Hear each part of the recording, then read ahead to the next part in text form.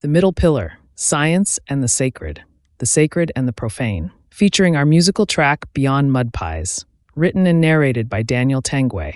Copyright 2024, The Middle Pillar Society, all rights reserved. This audiobook is licensed for personal use only. Unauthorized duplication, distribution, or public performance is prohibited. You scroll, you sip, you reach for the next bite, the next thrill, the next flicker of meaning on a glowing screen. For a moment it works, like scratching an itch you can't quite locate. But when the laughter fades and the glass is empty, something unsettles the silence. It's the same feeling that visits after the party, after the purchase, after the high, a quiet, aching sense that something essential is still missing. A whisper beneath the noise. This isn't it. We are half-hearted creatures fooling about with drink and sex and ambition when infinite joy is offered to us. Like an ignorant child who wants to make mud pies in a slum because he cannot imagine what is meant by the offer of a holiday at the sea. We are far too easily pleased. C.S. Lewis. The Child of the Infinite. We are mud sculptors offered stardust, reaching for fragments of pleasure while the cosmos extends communion. Lewis's quote is not merely a metaphor, it serves as a diagnosis. In the modern age, we have become spiritually malnourished children playing with transient intoxications, while the banquet of the divine remains untouched. Yet the child is not inherently foolish. He has not seen the sea. This chapter invites us to remember that sea. The sacred and the profane are not opposing realms, but layered frequencies of the same reality. Whether we dwell in one or the other depends not on dogma, but on discernment, on what we choose to consume, worship, fear, and forget. We do not fall into addiction or distraction due to weakness. We fall because we were never taught to navigate the tides of longing. And make no mistake, our longing is holy. It is the compass of the soul. This chapter serves as a return to that compass. Let us begin. The deep-rooted desire for altered states. Across cultures and centuries, humanity has sought to pierce the veil of ordinary consciousness. From the Soma rites of the Vedas to the sacred mushroom ceremonies of the Mazatec, from Dionysian ecstasy to Amazonian ayahuasca, the desire to alter consciousness is not deviant, it is divine. This yearning is not a flaw in our biology. Rather, it is a signal from our biology, a transmission from the deeper layers of the self. Renowned ethnobotanist and philosopher Terence McKenna spoke of this sacred longing not as hedonism, but as a biological imperative toward transcendence. He asserted that psychoactive plants were not incidental to human evolution. They were instrumental, catalyzing the birth of language, myth, and the reflective mind. In modern terms, the desire for altered states reflects an evolutionary pull toward higher consciousness. The way forward is not through abstinence or indulgence, it is through wisdom. Everyday pleasures, a glass of wine, a night of laughter, the thrill of a new experience, are not inherently wrong. They are part of the human story. But when these become substitutes for the deeper connection we seek, when they distract us from the sacred depth just beyond, we trade the infinite for the fleeting, and the soul knows the difference. Sacred mushrooms, why they were called God's flesh. None of the sacred plants and fungi that grace this earth have been as consistently revered across time as the psilocybe mushroom. In Nahuatl, they were known as Teonanacatl, flesh of the gods. This name was not a poetic exaggeration. To indigenous practitioners, consuming the mushroom was not an escape from reality. It was an entrance. It was a way to hear the voice of the cosmos, feel the breath of Gaia, and meet ancestors, spirits, and elemental forces face to face. In these rituals, the mushroom was not a drug, it was an intelligence. The voice of the mushroom, language from beyond the mind. Let us begin with something strange, but very real. This might sound unbelievable. A voice that isn't yours. Words that arrive from somewhere deeper than thought. A presence that knows things you've never learned. To someone who hasn't experienced it, this can sound like fantasy, or worse, delusion. But this voice is unmistakable to those who have met the mushroom in reverence. It's not imagination, it's not internal dialogue, it is something else. People who take sacred mushrooms often report hearing a voice. Not out loud, not in the way you hear someone speaking across a room, but in their mind. And yet, unlike the everyday thoughts that chatter inside your head, this voice feels distinctly other. It doesn't come from memory, and it doesn't echo like internal dialogue. It comes through with clarity, precision, and an astonishing presence. This is not imagination. It's not simply talking to yourself. The voice is intelligent. It responds. It teaches. It knows things you don't know yet. Perhaps most surprisingly, it speaks with authority.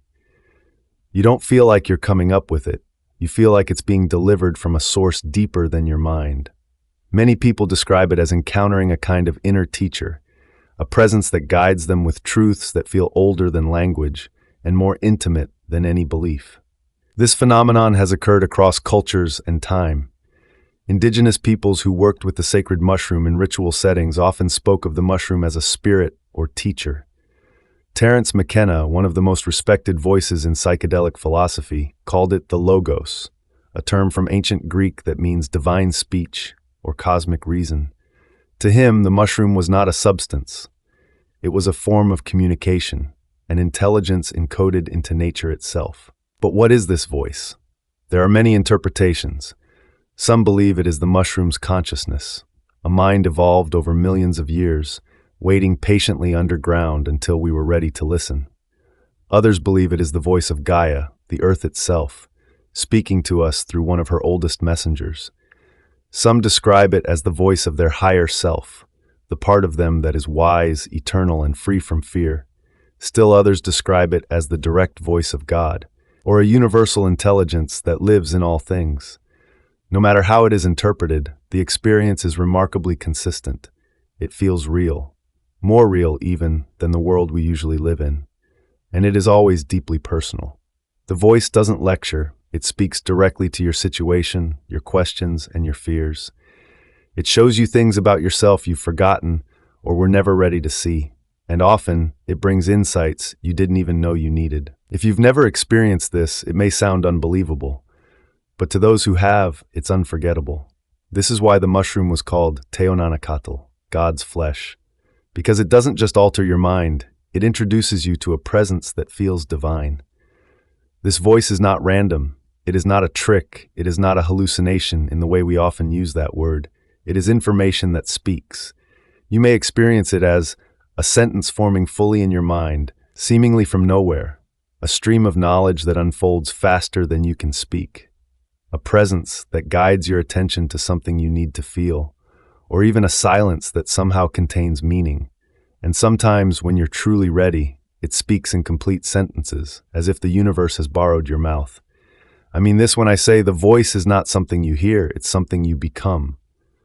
This entire book was assembled with the presence of that voice. In fact, as I explained in earlier chapters, it first spoke to me at age 14 after I unknowingly ingested psychedelics. That moment was not a high, it was an initiation, and the voice never left. It has been guiding these pages, these revelations ever since. But its ultimate goal is not just to assist you. It speaks to you for the sake of all. Through your healing, it heals others. Your awakening uplifts the grid of consciousness across the earth. Its message is not individual, it is ecological. It teaches you that your small and insignificant identity is an illusion. You are not a blip in a meaningless universe. You are a biological relay, a neural node in the awakening of a planetary intelligence. And the voice is not just speaking to you, it is speaking through you for the benefit of all life. This is the real revolution, not just altered consciousness, but changed relationship with the world, the self, and the sacred. This is the true power of sacred mushrooms, not just in dissolving ego, but in revealing communication from a higher dimension of intelligence, a layer of reality that has always been present but is rarely accessible. And when the brain's default mode network, the ego's seat, is quieted, this deeper signal gets through. You become the receiver, and the message arrives. It speaks to each of us differently, but always it says, "You are not alone, you are not lost. You are a child of the infinite, and it is time to remember." Modern science confirms the mystery. Modern neuroscience now supports what ancient traditions have long intuited. Studies show that psilocybin decreases activity in the default mode network, DMN, the part of the brain responsible for self-referencing, internal narration, and maintaining ego identity. This reduction is not merely a dulling of function, it allows other brain regions to communicate in new, expansive ways. Under psilocybin, cross-network connectivity dramatically increases, especially between areas rarely talk in normal waking consciousness. This can lead to synesthetic perceptions, profound emotional breakthroughs, and the dissolution of rigid thought patterns. It's not just that the ego quiets, the brain becomes fluid.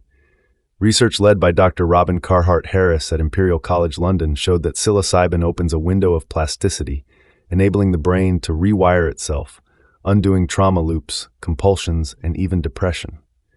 Similarly, Dr. Roland Griffiths at Johns Hopkins documented that a single high-dose psilocybin experience, administered with reverence, could produce the most meaningful spiritual experience of a person's life, with effects still measurable a year later. This dissolution of ego is not a side effect. It is the teaching. When the rigid scaffolding of the self relaxes, connection, awe, and a direct line to the sacred remain. Evolution gave us the lock and the key. And it's not new. The roots of the default mode network reach deep into our evolutionary history. As Homo sapiens emerged, this neural system became the seat of memory, myth, imagination, and identity. It allowed us to dream, reflect, and build stories of who we are and get lost in the reflection. In its silent genius, nature offered a counterbalance, the sacred mushroom. These organisms are not biochemical flukes. Whether by coevolution, mutual resonance, or some deeper synchrony we've yet to understand, the mushroom's compounds fit the human brain like a long-forgotten key sliding into an ancient lock. They silence the ego not by force, but by perfect attunement. Perhaps this wasn't design in the traditional sense. Perhaps it was resonance, a cosmic rhyme between species evolving side by side, destined to meet. Out of millions of molecules on Earth, psilocybin uniquely quiets the default mode network, dissolves self-boundaries, and opens the perceptual field to sacred dimensions. The odds are astronomical, and yet here it is, growing quietly in the forest, waiting. We can debate the cause, but the effect is undeniable. The mushroom returns us to something ancient, alive, and aware. Are mushrooms our elders? But what if the connection goes deeper? Fungi were among the earliest forms of multicellular life. Their DNA branches closer to ours than to plants. They breathe oxygen. They digest external matter to fuel internal systems, just like we do. Some scientists propose that we share a common ancestor, fungus and humans, both of which emerged from the ancient eukaryotic tree. In that light, is it not awe-inspiring to consider that the mushroom is not just a medicine, a guide, or a relative, an elder, a version of us that never became mobile but instead became wise? Perhaps it aids us not because it is foreign, but because we are family. We are them, and we have evolved into a new form. They are us, older and still rooted in the dark, whispering upward. Nature has done this before. This is not an isolated pattern. Nature has done this before. Consider the willow tree, whose bark gave us aspirin, the foundation of modern pain relief. Or the Pacific yew, from which the cancer-fighting compound Taxol was first derived. Penicillin was found in mold. Digitalis, used to regulate the human heart, was discovered in foxglove. These were not inventions, but discoveries. Hidden gifts waiting to be noticed. And what else lies undiscovered? There are thousands, perhaps millions, of fungal compounds humanity has never studied. Hidden in moss, soil, and shadows may be the cures to countless diseases and the keys to unimagined awareness. But we have lacked the manpower, the will, and the reverence to look. Revealed at the right time. Nature does not shout. It whispers, and it waits. It waits for consciousness to mature, until eyes can truly see and hearts can truly listen. Like many of nature's greatest gifts, the sacred mushroom was never truly lost. It was veiled, hidden beneath centuries of fear, stigma, and propaganda. This concealment wasn't random, but purposeful. The mushroom waited for the right consciousness to lift the curtain, and that curtain itself was a part of the teaching. The centuries of propaganda, fear, and distortion weren't merely barriers but filters. They hid the sacred not to punish the unready, but to protect the truth until consciousness matured. Like camouflage in hostile terrain, the mushroom remained hidden until the seekers became sensitive enough to sense it and brave enough to listen. In this way, the veil itself became a spiritual sorting mechanism. If you are here reading these words, it means something and you pierced through the noise. The illusion was never just deception, it was a gate, and awakening was always the key. Because when that curtain lifts, something astonishing happens. The divine becomes perceptible through creation itself. The mushroom is not merely a teacher, it is a breadcrumb in the forest, a biological signal planted in the soil of time, a memory encoded in matter that whispers, "You are not separate, you are not forgotten. You are part of something eternal, and it remembers you too." This isn't new knowledge, it's ancient. The default mode network, the seat of ego and self-referencing thought, has been with us since the dawn of Homo sapiens. It helped us form identity, imagine, remember, and create myth, but it also built the illusion of separation. In its silent genius, nature offered a counterbalance: sacred mushrooms. These organisms are not biochemical flukes. They are messengers in molecular form, quiet allies encoded into the structure of life by a universe that moves with sacred precision.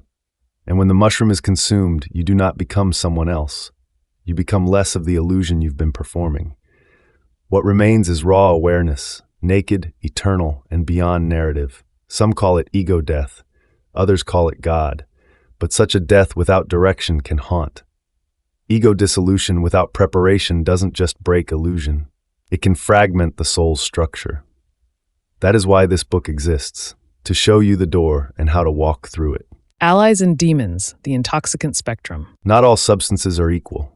To understand the nature of intoxicants is to wield the blade of discernment.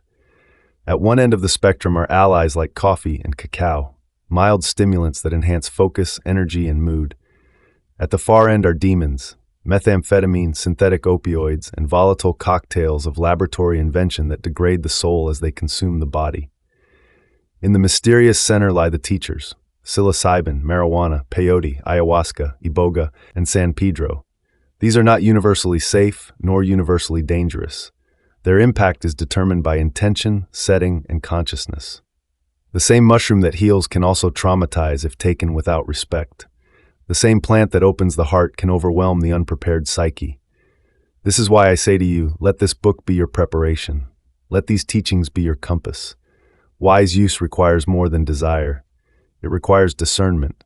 Are you in a safe environment? Are you in the presence of someone experienced, unjudging, and grounded?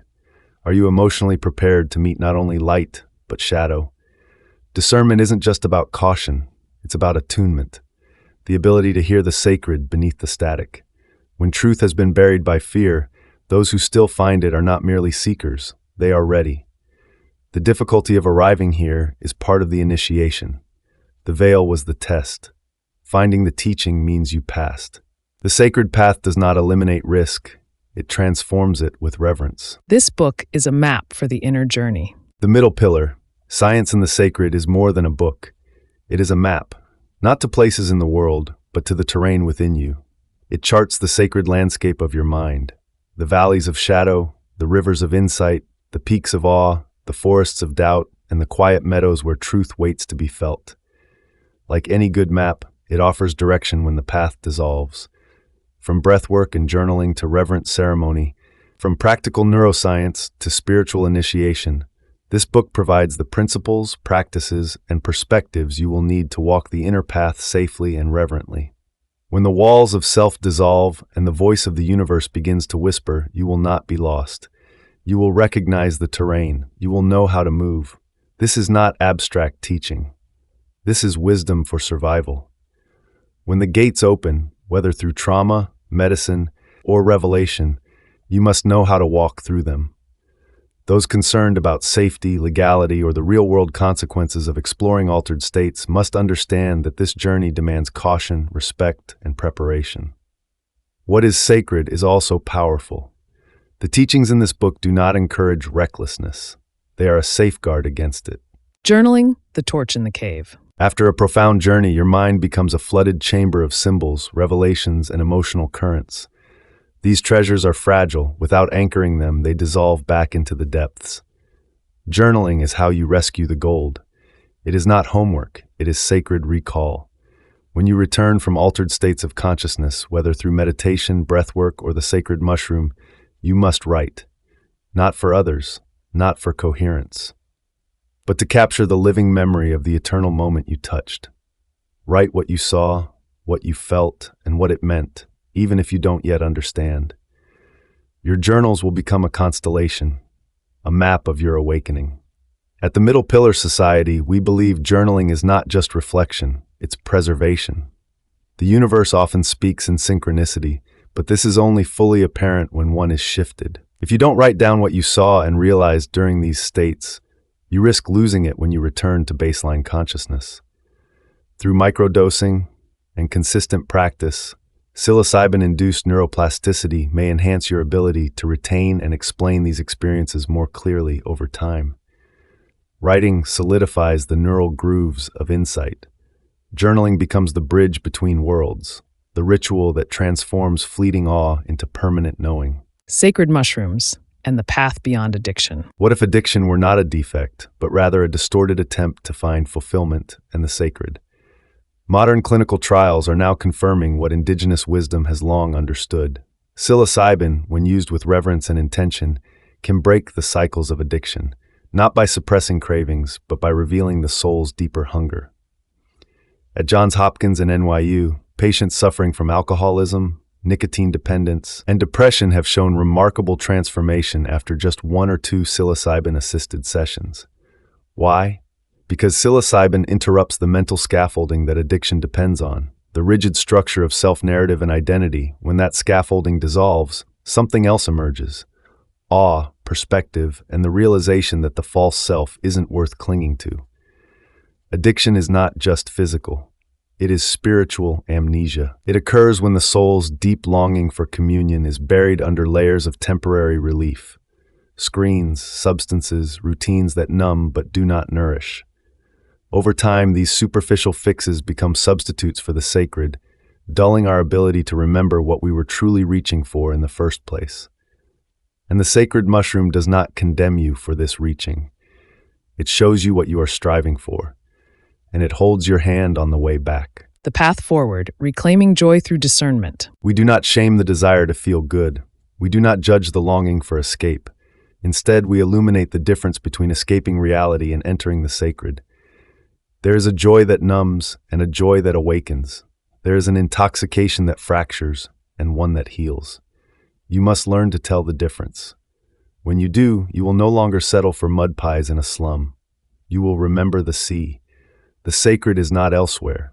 It is right here, waiting for your eyes to open, your reverence to rise, and for you to stop chasing pleasure and start becoming joy itself. To become joyful is not to be naive. It is to rebel against a world that teaches you to chase endless novelty, numb your pain, and worship consumption. It is to revolutionize your inner world, to meet the moment with presence instead of distraction, to let love flow without needing permission, and to embody a peace that is not sold, scheduled, or swiped. Let the mushroom remind you what you are. Let joy become your rebellion, let reverence become your revolution, and let your awakening begin. We are far too easily pleased, but not forever. We are remembering.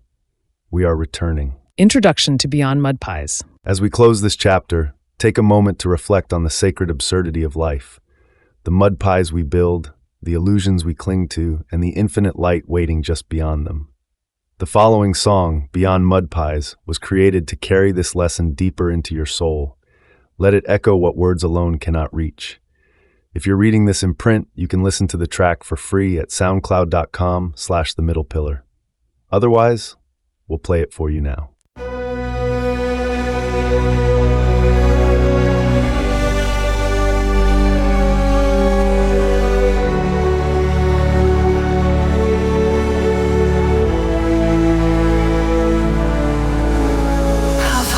Creatures lost in the crowd, chasing shadows in a world too loud.